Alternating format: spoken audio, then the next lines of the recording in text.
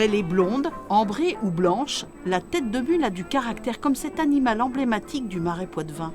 Cette bière artisanale est née il y a presque 10 ans. Sébastien Courtin est un de ses pairs. Il mise sur la tradition et le local du champ au verre.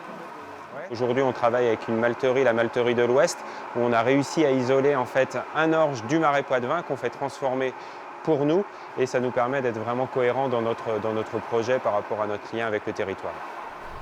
Installée dans cette ancienne laiterie, la brasserie propose pas moins de 10 variétés de bières. Donc là, c'est une bière avec plus de houblon qui aura vraiment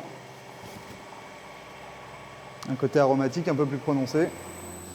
La filière locale commence à s'organiser. Les petites brasseries sont de plus en plus nombreuses, portées par un marché florissant. Les consommateurs souhaitent une gamme étendue, des bières chaleureuses, puissantes ou rafraîchissantes avec des notes d'exotisme.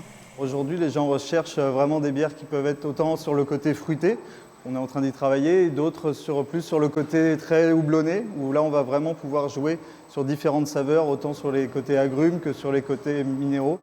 La tête de mule n'a pas le bonnet d'âne. Depuis 2017, elle a obtenu 7 distinctions, au concours général à Paris, à Lyon ou encore au Salon des saveurs Nouvelle-Aquitaine. La bière blanche vient d'obtenir une nouvelle médaille d'argent il y a quelques jours à Paris.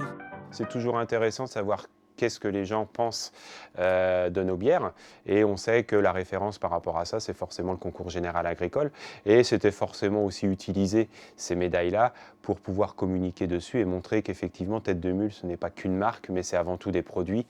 Cette brasserie produit 350 000 bouteilles par an. Grâce à l'obstination de ses créateurs, la Tête de Mule a pu s'imposer dans les caves à bière et épiceries fines du Poitou.